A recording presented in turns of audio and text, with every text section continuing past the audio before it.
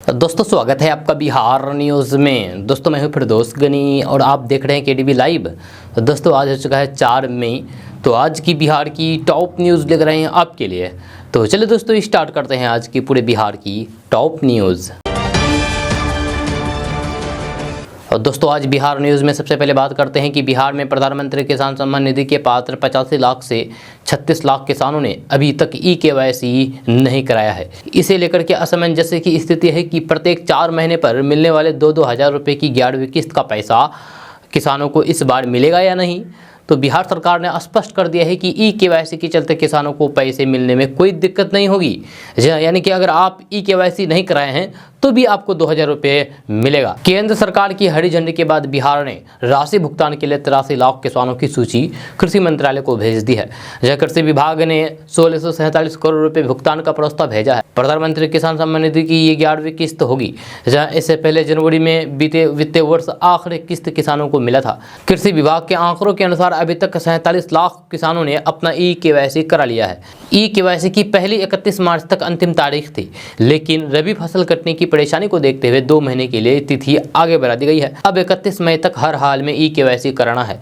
यह सरकार किसानों की सहूलियत के लिए जागरूकता अभियान भी चला रही है।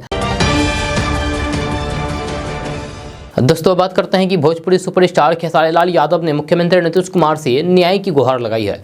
जहां भोजपुरी सुपरस्टार खेसारी लाल यादव ने कहा है कि मेरी पत्नी और मेरी बेटी को गलत काम करने की धमकी मिल रही है, ऐसे लोगों पर कार्रवाई हो। साथ ही भोजपुरी सुपरस्टार खेसारी लाल यादव ने बिहार पुलिस से भी इस मामले में कार्रवाई करने की मांग की है। खेसारी लाल यादव ने अपने फेसबुक पर एक वीडियो शेयर करके पोस्ट लिखा है। खेसारी लाल यादव ने फेसबुक पर लिखा है कि बिहार में मुख्यमंत्री नीतीश जी और राज्य के पुलिस से निवेदन है कि इस मानसिक विक्षिप्त और जहरीले इंसान पर एक्शन ले। ये न सिर्फ मुझे गाली दे रहे हैं बल्कि मेरी बीवी और बेटी को धमकी दे रहे हैं। जब मुझे उम्मीद है कि मुझे न्याय मिलेगी और ऐसे जहरीले लोगों के खिलाफ सख्त कार्रवाई की जाएगी। और मुझे क्या करना चाहिए इसका फैसला मैं अपने फैंस पर छोड़ता हूं। क्योंकि कोई भी कुछ कहे, खेसारी सिर्फ अपने फैंस के लिए जीता है, उनके लिए ही जिएगा और सिर्फ उनके लिए ही बात करेगा। दोस्तों बात करते हैं कि अगर आप भी राशन कार्ड धारक हैं तो फिर ये खबर आपके लिए ज़रूरी है। दरअसल सरकार ने कोरोना महामारी के दौरान गरीबों के लिए फ्री राशन की व्यवस्था शुरू की थी, लेकिन पिछले दिनों सरकार की जानकारी में आया है कि लाखों अपात्र लोग भी सरकार की तरफ से फ्री में मिलने वाले राशन का फ़ायदा ले रहे हैं। इसके लिए सरकार की तरफ से लोगों को अपील की जा रही है कि ऐसे लोग खुद अपना राशन कार्ड निरस्त करा लें। राशन कार्ड अगर निरस्त नहीं कराया तो फिर सत्यापन विभाग, खाद्य विभाग की टीम इसे रद्द कर देगी। ऐसे लोगों के खिलाफ कार्रवाई भी की जा सकती है। बात करते हैं कि आखिर नियम क्या है। तो यदि किसी कार्ड धारक के पास खुद की आय से अर्जित 100 वर्ग मीटर का प्लॉट, फ्लैट या मकान, 4 पहिया गाड़ी, ट्रैक्टर, सशस्त्र लाइसेंस, गांव में 2 लाख और शहर में 3 लाख सालाना से अधिक पारिवारिक आय है, तो फिर ऐसे लोगों को अपना राशन कार्ड तहसील और डीओ कार्यालय में सरेंडर करना होगा। सरकार के नियम अनुसार यदि राशन कार्ड धारक कार्ड को सरेंडर नहीं कराता है तो फिर ऐसे लोगों का कार्ड जांच के बाद रद्द कर दिया जाएगा। साथ ही उस परिवार के खिलाफ कानूनी कार्रवाई भी हो सकती है। इतना ही नहीं, ऐसे लोगों से जब से वे राशन ले रहा है तब से राशन की वसूली भी की जा सकेगी। दोस्तों बात करते हैं कि मस्जिद में अजान और लाउड स्पीकर को लेकर के चल रहे विवाद के बीच महाराष्ट्र के एक हिंदू बहुल गांव ने सर्वसम्मति से गांव की अकेली मस्जिद से लाउड स्पीकर नहीं हटाने का प्रस्ताव पारित किया है। जब ग्रामीणों ने कहा है कि आजान दैनिक दिनचर्या का हिस्सा है और गांव में कोई भी इससे परेशान नहीं है। जब पारित प्रस्ताव में कहा गया है कि आजान ग्रामीणों के लिए जीवन का एक तरीका बन गया है, जिसके आधार पर हर कोई अपने नियमित काम करता रहता है। यह धसला पीरवारी महाराष्ट्र के मराठवाड़ा क्षेत्र के जालन जिले में एक समूह ग्राम पंचायत है। इसकी आबादी लगभग 2500 है, जिसमें लगभग 600 मुस्लिम परिवार शामिल है। 24 अप्रैल को पंचायती राज दिवस के दिन एक ग्राम सभा का आयोजन किया गया, जहां ग्रामीणों ने सर्वसम्मति से मस्जिदों से लाउड स्पीकर नहीं हटाने का प्रस्ताव पारित किया है। गांव के सरपंच राम पाटिल ने कहा है कि हम ग्रामीण सभी जातियों के हैं। यहाँ करीब 600 मुस्लिम परिवार रहते हैं। हम वर्षों से शांति और सद्भाव से रह रहे हैं और देश भर में चाहे जो भी राजनीति हो, हमने फैसला खुलासा किया है कि ये हमारे संबंधों और परंपराओं को प्रभावित नहीं करना चाहिए। जब ग्रामीण सुबह अजान के बाद काम करना शुरू कर देते हैं और दोपहर 1 बजे के बाद लंच ब्रेक करते हैं। शाम की अजान दिन के काम के अंत का संकेत देती है। जब शाम 7 बजे की अजान रात्रि भोजन और रात 8:30 बजे की अजान सोने के समय का संकेत देती है। सरपंच पाटिल ने कहा है कि अलग अलग जाति और धर्मों के बावजूद भी ग्रामीणों ने हमेशा हर घर में होने वाले कार्यक्रमों में भाग लिया है। जब सांप्रदायिक सौहार्द बनाए रखने के लिए ग्रामीणों ने एक मुस्लिम युवक को सप्ताह भर चलने वाले धार्मिक उत्सव के दौरान महादेव मंदिर में भगवा झंडा फहराने के लिए कहा था। ये पूछे जाने पर कि क्या राजनीतिक दलों ने इस प्रस्ताव को पारित करने के लिए प्रेरित किया है, तो पाटिल ने कहा है कि हमारा इरादा गाँव के बाहर खेली जा रही जहरीली राजनीति से दूर रखना है। उन्होंने कहा है कि हमारी राजनीति मान्यता है, लेकिन हम अपने गाँव को इस सब से बाहर रखना पसंद करते हैं। दोस्तों, बात करते हैं कि चुनावी रणनीतिकार प्रशांत किशोर बिहार से अपनी राजनीतिक पारी शुरू करने जा रही है। उन्होंने अपनी पार्टी के नाम का ऐलान भी कर दिया है। वहीं उन्होंने ये भी कहा है कि वे लोगों को जागरूक करेंगे और बिहार में एक नई राजनीतिक शक्ति खड़ा करेंगे। यह प्रशांत किशोर ने कहा है कि वे जब तक जीवित हैं तब तक बिहार के लिए समर्पित रहेंगे। लेकिन प्रशांत किशोर के इस घोषणा के बाद अब 2020 में उनकी कही गई बातों की चर्चा शुरू हो गई है, जिसमें उन्होंने कई बड़ी बड़ी बातें कही थी। बिहार में प्रशांत किशोर ये पहली बार नहीं कह रहे हैं। इससे पहले भी उन्होंने बिहार में बड़े स्तर पर कार्यक्रम शुरू किया था। नीतीश कुमार से अलग होने के बाद पूरे बिहार में लोगों को जोड़ने का अभियान चालू किया था। जब बजाबता पटना में प्रेस कॉन्फ्रेंस करके इसकी शुरुआत की थी। 1 महीने तक पटना में डेरा जमाए हुए थे। जब पटना के एग्जीबिशन रोड में बड़ा दफ्तर, सैकड़ों कर्मी, लेकिन कुछ महीने बाद ही हवा निकल गई थी। जब ऑफिस में ताला लटक गया था। जब खुद भी बिहार से चले गए। सालों तक अता पता नहीं चला। अब फिर से अभियान शुरू कर रहे हैं। दोस्तों, बात करते हैं कि बिहार में जमीन के विवाद के चलते रुकी रेल और सड़क की परियोजनाएं जल्द रफ्तार पकड़ेगी। राजस्व एवं भूमि सुधार विभाग की समीक्षा बैठक में जिला भू अर्जन पदाधिकारियों को कहा गया है कि वे सभी हितधारकों से बातचीत करके जमीन की समस्या का निदान करें। जब प्रयास करें कि कोई भी परियोजना जमीन के कारण बाधित ना हो। शनिवार को आयोजित बैठक में राजस्व एवं भूमि सुधार विभाग के अधिकारियों के अलावा रेलवे, NH, NHI और सशस्त्र सीमा बल के अधिकारी भी मौजूद थे। बैठक में कहा गया है कि अगर कहीं भी मुआवजा की राशि को लेकर के जमीन अधिग्रहण में परेशानी है तो फिर जिला भू अर्जन पदाधिकारी किसान और जमीन का उपयोग करने वाले विभाग के बीच मध्यस्थता की भूमिका निभाएं। दोस्तों, बात करते हैं कि बिहार झारखंड के युवाओं के लिए खुशखबरी है। बैंक ऑफ इंडिया ने ऑफिसर के पदों के लिए लोगों से आवेदन मांगे हैं। बैंक ऑफ इंडिया ने कैडेट ऑफिसर, IT ऑफिसर और रिस्क मैनेजर समेत कई पदों पर भर्ती निकाली है। बैंक ने अधिकारियों के खाली पड़े पदों को भरने के लिए आवेदन करने के लिए आधिकारिक नोटिफिकेशन जारी कर दी है। इस भर्ती अभियान के माध्यम से bank cadet officer, technical appraisal और IT ऑफिसर के 696 पदों को भरने का काम करेगी। आवेदन करने वाले उम्मीदवार के पास संबंधित फील्ड में इंजीनियर की डिग्री और कुछ सालों का अनुभव होना चाहिए। बैचलर और PG डिग्री होने पर युवा इन पदों के लिए आवेदन कर सकते हैं। जो भी उम्मीदवार इन नौकरी के लिए इच्छुक हैं वो इन पदों के लिए बैंक ऑफ इंडिया की आधिकारिक वेबसाइट bankofindia.co.in पर जाकर के ऑनलाइन के द्वारा आवेदन कर सकते हैं और अधिक जानकारी के लिए बैंक द्वारा जारी किए गए नोटिफिकेशन को भी पढ़ सकते हैं। आवेदन करने के लिए सबसे पहले बैंक ऑफ इंडिया की आधिकारिक वेबसाइट www.bankofindia.co.in पर जाना होगा। दोस्तों, बात करते हैं कि बिहार के गया जिला में नीरा का उत्पादन 1 लाख लीटर को पार हो गया है। जब पूरे बिहार में गया जिला अब तक सबसे ज़्यादा नीरा उत्पादन करने वाला जिला बन गया है। यहाँ गया जिला में लगभग 1,40,000 लीटर नीरा का उत्पादन हुआ है।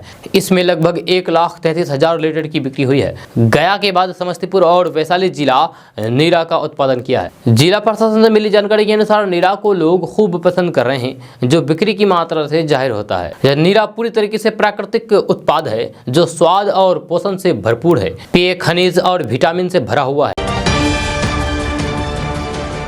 दोस्तों, बात करते हैं कि बिहार की राजधानी पटना के बुद्ध मार्ग में 100 करोड़ की लागत से तैयार हुआ भव्य इस्कॉन मंदिर में प्राण प्रतिष्ठा 3 मई को हो गई है। ये मंदिर कई मायनों में अनूठा है। यह 3 मंजिला इस मंदिर में 84 कमरों और 84 पिलर बनाए गए हैं। ये मंदिर 12 साल में बनकर तैयार हुआ है। इस इस्कॉन मंदिर का 3 मई को विधिवत उद्घाटन प्रांगण प्रतिष्ठा के साथ हुआ है। इस मौके पर कई गणमान्य लोग शामिल हुए। जानकारी के अनुसार इस्कॉन मंदिर में उद्घाटन समारोह सहित पूरा कार्यक्रम 5 दिनों का होगा, जो अभी चल रहा है। जहाँ कल से कार्यक्रम की शुरुआत हो गई है। जहाँ ये मंदिर पटना के बुद्ध मार्ग में बनाया गया है। यहाँ कल से हवन और कीर्तन हो रहा है। देश विदेश से श्रद्धालुओं का आना शुरू हो गया है, जहाँ कई विदेशी महिलाएं यहां होने वाले कीर्तन में शामिल हुई है। मंदिर में यज्ञ कार्यक्रम भव्य तरीके से किया जा रहा है, जहाँ वहीं मंदिर की सजावट के साथ साथ कई प्रकार की मूर्तियां स्थापित की जा रही है। मंदिर में रंग रोगन किया गया है। वहीं भगवान कृष्ण और राधा से जुड़े कई प्रसंगों को चित्र के द्वारा उकेरा जा रहा है। जहां इस्कॉन मंदिर के मीडिया प्रभारी नंद गोपाल दास ने बताया है कि श्री राधा बांके बिहारी जी और वैदिक संस्कार केंद्र के नाम से इस मंदिर का भव्य उद्घाटन किया गया है। दोस्तों बात करते हैं कि यूपी में अपराधियों की अवैध संपत्ति के खिलाफ बुलडोजर के इस्तेमाल की चर्चा अब ब्रिटेन में भी शुरू होने लगी है। नॉटिंघम ईस्ट जैसे सांसद ने संसद में बुलडोजर का मुद्दा उठाते हुए कहा है कि बीजेपी मुसलमानों के घरों और दुकानों को गिराने के लिए जेसीबी मशीन का इस्तेमाल कर रही है। ब्रिटेन के संसद के इस बयान पर केंद्रीय मंत्री किरण रिजिजू ने पलटवार किया है। केंद्रीय मंत्री किरण रिजिजू ने अपने ट्वीट में कहा है कि मैं उस युवा ब्रिटिश संसद को दोष नहीं दे देता जो सच्चाई से अनजान है और भारत की नकारात्मक छवि पेश करता है। ये टुकड़े टुकड़े गैंग की ओर से शुरू किया गया नकारात्मक अभियानों का परिणाम है, जिसका एकमात्र उद्देश्य देश की बड़ी उपलब्धि को बदनाम करना है। जहां नरेंद्र मोदी सरकार भारत में कानून के शासन में विश्वास करती है। ब्रिटेन के प्रधानमंत्री बोरिस जॉनसन ने अपनी हाल ही में भारत यात्रा के दौरान गुजरात की जेसीबी मशीन प्लांट का दौरा किया था। इस दौरान वे जेसीबी पर चढ़ करके मशीन के साथ फोटो भी खिंचवाई थी, जिसके बाद से ब्रिटेन में भी बुलडोजर की चर्चा शुरू हो गई है। जब ब्रिटेन की संसद ने कहा कि बोरिस जॉनसन ने अपनी हाल ही में भारत यात्रा के दौरान जेसीबी के साथ पोज किया था, फोटो खिंचवाया था, लेकिन उनके मंत्री ने यह नहीं बताया था कि क्या पीएम मोदी के सामने घरों को गिराए जाने के मुद्दे को उठाया था। दोस्तों बात करते हैं कि बिहार के दरभंगा के ललित नारायण मिथिला यूनिवर्सिटी कैंपस में 26 अप्रैल को दावत इफ्तार का आयोजन हुआ था। जेडीयू नेता इंजमुल हक ने इफ्तार पार्टी का आयोजन किया था। सोशल मीडिया पर जब इफ्तार की तस्वीरें वायरल हुई तब इसे लेकर के सियासत तेज हो गई। जब बीजेपी विधायक संजय सरावगी इसके विरोध में खुल करके सामने आए। संजय सरावगी ने इसका विरोध जताते हुए कहा कि शिक्षा के केंद्र को धार्मिक स्थल बनाने की बात सही नहीं है। कुलपति और कुल सचिव पर निशाना साधते हुए उन्होंने कहा कि इसकी शिकायत राज्यपाल फागू चौहान से करेंगे। मामला तुल पकड़ने के बाद विश्वविद्यालय के रजिस्ट्रार ने बताया है कि दावत इफ्तार का आयोजन यूनिवर्सिटी प्रशासन की ओर से नहीं की गई थी। इसके आयोजन से यूनिवर्सिटी का कोई लेना देना तक नहीं है। कुछ छात्रों ने मिलकर के इस दावत इफ्तार का आयोजन किया था। रजिस्ट्रार ने यह भी कहा है कि गलत मानसिकता रखने वाले लोग इस तरह का आरोप लगा रहे हैं, जबकि आयोजनकर्ता जेडीयू नेता इंजमुल हक का कहना था कि इसे लेकर के विश्वविद्यालय प्रशासन को जानकारी दी जा चुकी थी।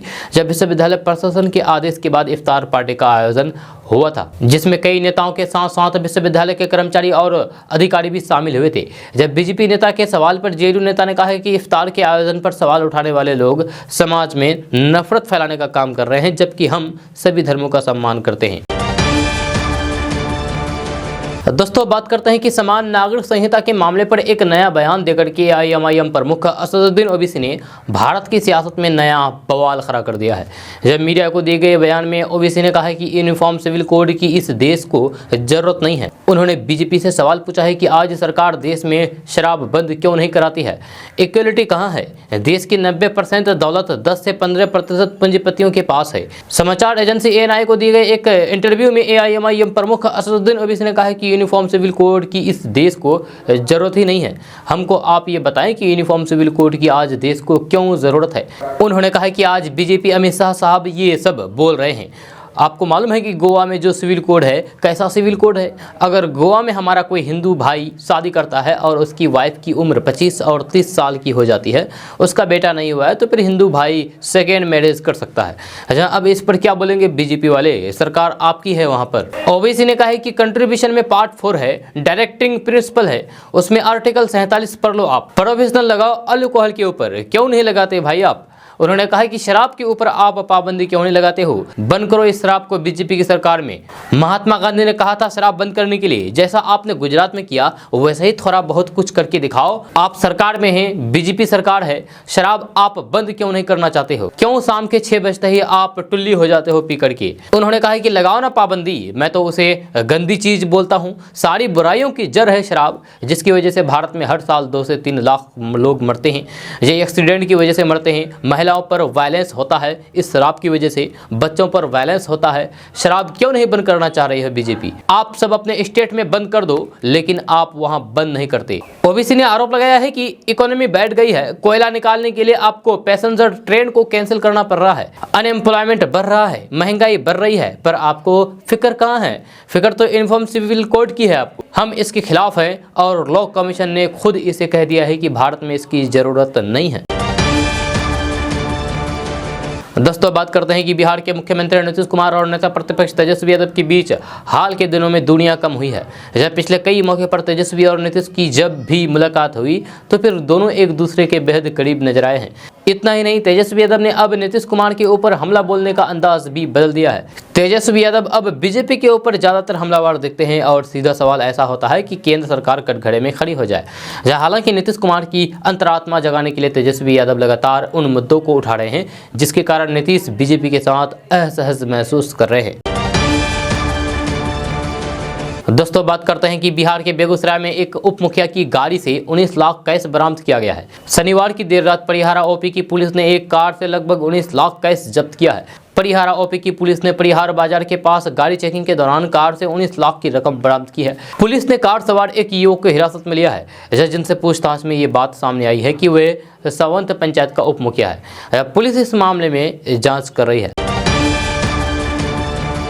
दोस्तों, बात करते हैं कि बिहार के सरकारी तथा सरकारी सहायता प्राप्त प्रारंभिक स्कूलों में कक्षा 1 से 8वीं तक में पढ़ने वाले बच्चों को नए शैक्षणिक सत्र 2022-23 की किताबें जल्द उपलब्ध कराने की तैयारी शुरू हो गई है। Bihar state text book publishing corporation limited ने इम्पैनल्ड मुद्रकों को बच्चों की पाठ्य पुस्तकों को जल्द ही प्रकाशित करके उपलब्ध कराने का निर्देश दिया है। साथ ही 6 से 14 साल के बच्चे को मुफ्त एवं अनिवार्य शिक्षा कानून के तहत किताबें मुहैया कराने की योजना के तहत इन बच्चों को किताब कड़े की राशि जल्द ही उनके खाते में भेजने की तैयारी भी शुरू हो गई है।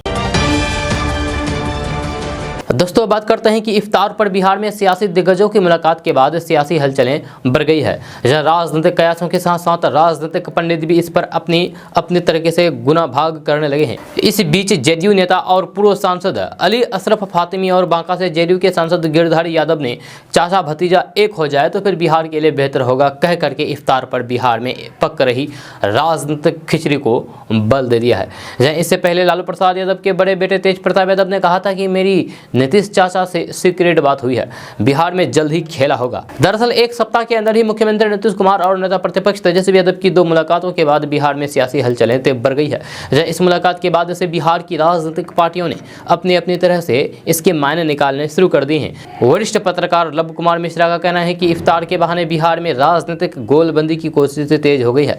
जब बोचहा उपचुनाव के बाद बिहार की राजनीति में जो नए समीकरण बने हैं उसका बिहार की राजनीति पर विशेष प्रभाव पड़ा है। इससे जहां आरजेडी का कद बढ़ा हुआ है तो वहीं भाजपा इस पर मंथन कर रही है कि आखिर क्यों बिहार में उसके परंपरागत वोटर उसका साथ छोड़ रहे हैं। बिहार में सियासी सरगर्मी का ये एक बड़ा कारण है और इफ्तार पार्टी के बहाने बिहार में सियासी खेमेबंदी शुरू हो गई है।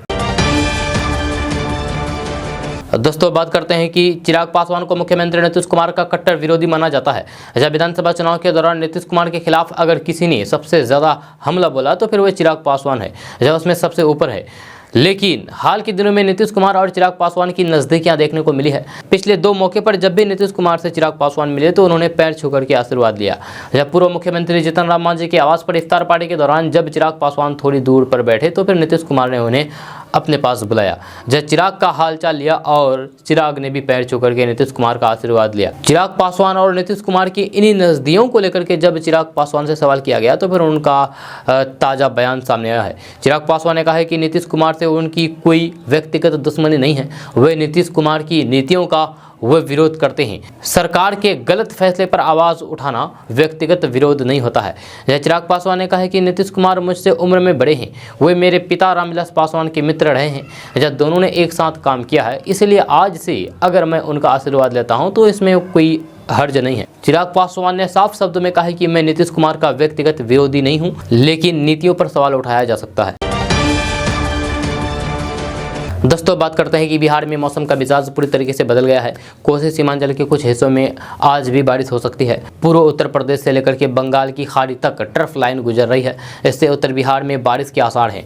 यह साथ ही कोसी और सीमांचल के कुछ जिलों में भी इसका असर देखने को मिल सकता है। यह आगे भी बिहार के मौसम में उतार चढ़ाव जारी रहेगा। वहीं शनिवार को बिहार के ट्रफ लाइन गुजरने के कारण ही उत्तर बिहार में आंधी के साथ बारिश हुई है। सबसे अधिक बारिश सीमांचल के ठाकुरगंज में 56.2 मिलीमीटर रिकॉर्ड की गई है। इसके बाद किशनगंज में 39.8 mm, रुपौली में 38, पूर्णिया में 33 mm रिकॉर्ड की गई है। रविवार को भी कोसी सीमांचल और पूर्व बिहार के कुछ हिस्सों में आंधी बारिश हुई थी। मौसम का मिजाज बिहार में तेजी से बदल रहा है। इसको देखते हुए मौसम विभाग ने कोसी और सीमांचल के सुपौल, अररिया, पूर्णिया और किशनगंज के लिए अलर्ट जारी किया गया है। इन जिलों में बारिश के साथ ओलावृष्टि हो सकती है। आज इन जिलों के लिए येलो अलर्ट जारी किया गया है। पिछले 3 दिनों से लोगों ने राहत की सांस ली है। मौसम में बदलाव के बाद दिन में भी रोड पर चहल पहल दिख रही है। जहां अधिकतम और न्यूनतम तापमान में काफी गिरावट आई है। लोग दिन में भी रोड पर निकल रहे हैं, जबकि 4-5 दिन पहले तक 10 बजे से शाम 4 बजे तक रोड पर सन्नाटा पसर जाता था गर्मी की वजह से। वहीं दूसरी ओर भागलपुर शहर के लोगों को भीषण गर्मी से भी सही से बिजली नहीं मिल पा रही है। जहां शहरी क्षेत्र से लेकर के ग्रामीण इलाकों में हर दिन बिजली काटी जा रही है। दोस्तों बात करते हैं कि उत्तर प्रदेश के बाद अब महाराष्ट्र में लाउड स्पीकर के मुद्दे पर सियासत तेज हो गई है। दरअसल महाराष्ट्र नवनिर्माण सेना प्रमुख राज ठाकरे ने एक बार फिर से मस्जिदों से लाउड स्पीकर उतारने को लेकर के अल्टीमेट दिया है। इस पर असदुद्दीन ओवैसी की पार्टी AIMIM के सांसद ने तीखा पलटवार किया है। AIMIM सांसद ने कहा है कि हमारे मुंह में भी जुबान है। राज ठाकरे जिस अंदाज में बोलेंगे हम भी उसी अंदाज में जवाब देंगे। दरअसल MNS प्रमुख रविवार को औरंगाबाद में जनसभा को संबोधित किया था। रैली में राज ठाकरे ने कहा था कि हमने मस्जिदों से लाउड स्पीकर हटाने के लिए 3 मई तक के लिए का वक्त दिया था, मगर 3 मई को ईद है। मैं इस उत्सव को खराब नहीं करना चाहता हूं। जब हम सरकार से आग्रह करते हैं कि वे हमारी मांग पूरी करे, नहीं तो हम 4 मई यानी कि आज के बाद हम किसी की नहीं सुनेंगे। राज ठाकरे ने कहा कि यदि हमारी मांग पूरी नहीं हुई तो फिर हम 2 गुना ताकत से हनुमान चालीसा का पाठ करेंगे। हमारे आग्रह को नहीं समझा गया तो फिर हम अपने तरीके से निपटेंगे। वहीं AIMIM के सांसद इम्तियाज जलील ने सवाल किया है कि राज ठाकरे ने सभा के लिए औरंगाबाद ही क्यों चुना है। उन्होंने कहा है कि अब इन दिनों हर सियासी दल यही सोच रहा है कि अपनी राजनीति को चमकाने के लिए देश को जलाना होगा। इम्तियाज जलील ने कहा है कि राज ठाकरे का वर्चस्व कम हो रहा है। आपकी सभा में लोग आएंगे और सुन करके चले जाएंगे, मगर आज की युवा पीढ़ी जो है वह काफ़ी ज़्यादा होशियार हो चुकी है। उन्हें अपनी नौकरी, कारोबार और परिवार की चिंता है। दोस्तों बात करते हैं कि बिहार के वैशाली में प्रधानमंत्री आवास योजना में बड़ी धांधली का खुलासा हुआ है। यह प्रधानमंत्री आवास योजना के तहत वैशाली जिले में 24 घंटे के अंदर दर्जनों मकान बना दिए गए। यही नहीं, इन मकानों को बिजली कनेक्शन तक दे दिया गया। ये सारी जानकारी प्रधानमंत्री आवास योजना के पोर्टल पर भी अपलोड कर दी गई है। जब मुखिया के भाई का 24 घंटे में तो मुखिया चुनाव हारे प्रत्याशी का 48 घंटे में प्रधानमंत्री आवास योजना के जरिए मकान बन करके तैयार हो गया है। इस बड़े घोटाले का खुलासा RTI से हुआ है, जहां अब BDO ने जांच का आश्वासन दिया है। दोस्तों बात करते हैं कि भोजपुरी सिनेमा जगत के सुपरस्टार खेसारी लाल यादव इन दिनों परेशान है। जहाँ ये परेशानी उन्हें गौतम सिंह नामक एक यूट्यूबर ने दी है। यूट्यूबर ने खेसारी लाल यादव की पत्नी और बेटी के साथ गलत काम करने की धमकी दी है। इतना ही नहीं, यूट्यूबर ने लगातार परेशान करने की भी बात कही है।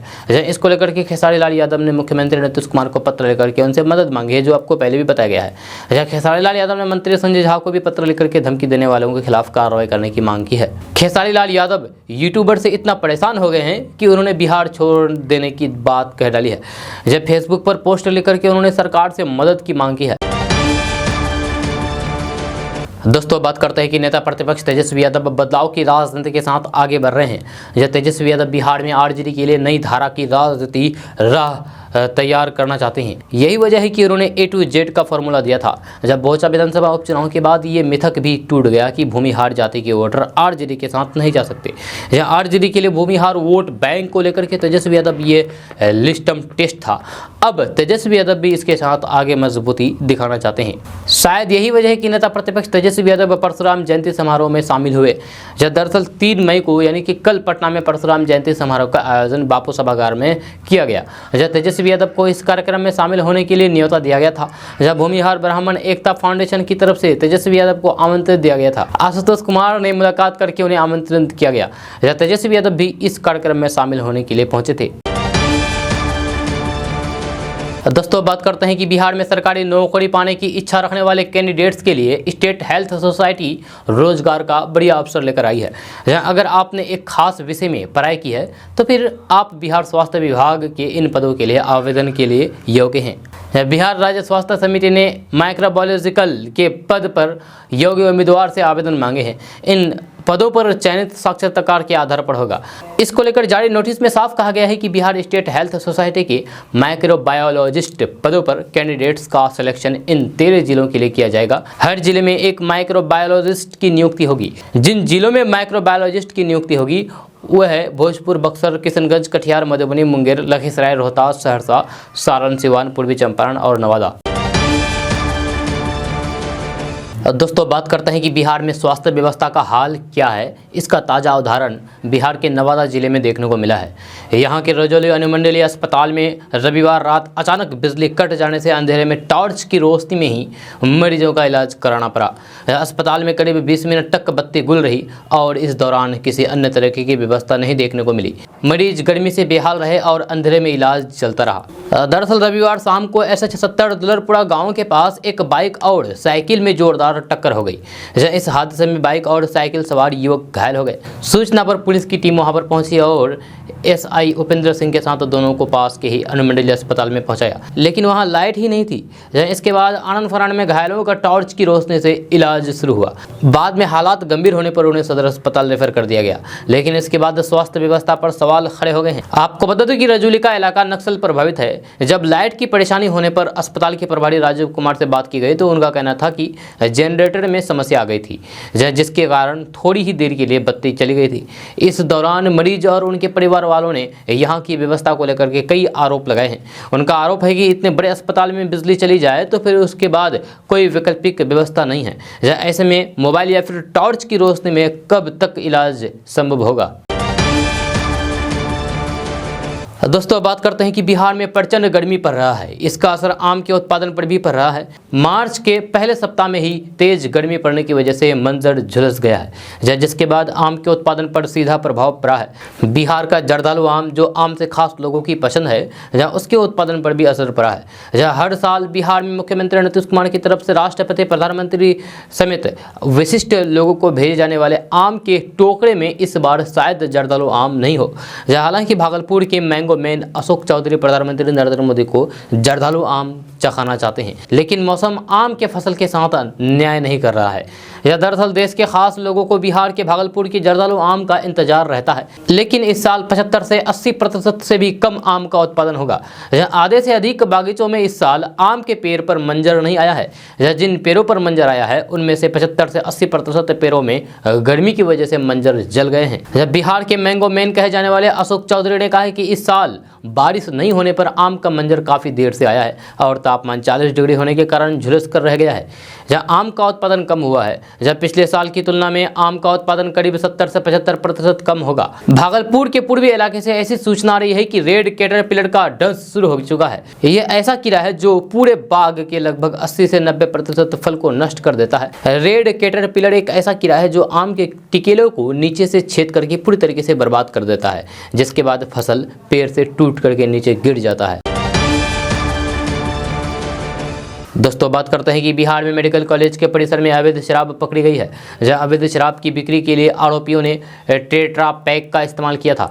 जब मामला मुजफ्फरपुर जिले के श्री कृष्ण मेडिकल कॉलेज अस्पताल के मेस का है, जहां पर पुलिस की छापेमारी में 51 लीटर अवैध शराब बरामद की गई है। एक न्यूज एजेंसी के अनुसार अहियारपुर थाना क्षेत्र के अध्यक्ष नीतीश कुमार ने रविवार को बताया है कि मेस हॉल को जो मुख्य रूप से मेडिकल कॉलेज के MBBS छात्रों के लिए है, वहाँ पर टेट्रा पैक में अवैध रूप से शराब बेचे जाने की सूचना मिलने पर छापेमारी की गई और 51 लीटर अवैध शराब बरामद की गई है। पिछले 6 साल से बिहार में शराबबंदी होने के बावजूद भी लगातार जहरीली शराब पीने से लोगों की मौत के मामले सामने आते रहते हैं। इसके अलावा दूसरे राज्यों से आने वाली अवैध शराब की बिक्री भी बढ़ी है, जिसकी वजह से नीतीश प्रशासन पर सवाल उठ रहे हैं और ये एक राजनीतिक मुद्दा भी बन गया है। तेजस्वी यादव के नेतृत्व में विपक्ष जहां शराबबंदी को फेल बता रहा है, वहीं नीतीश कुमार सरकार इसे बेहद सफल बताती है।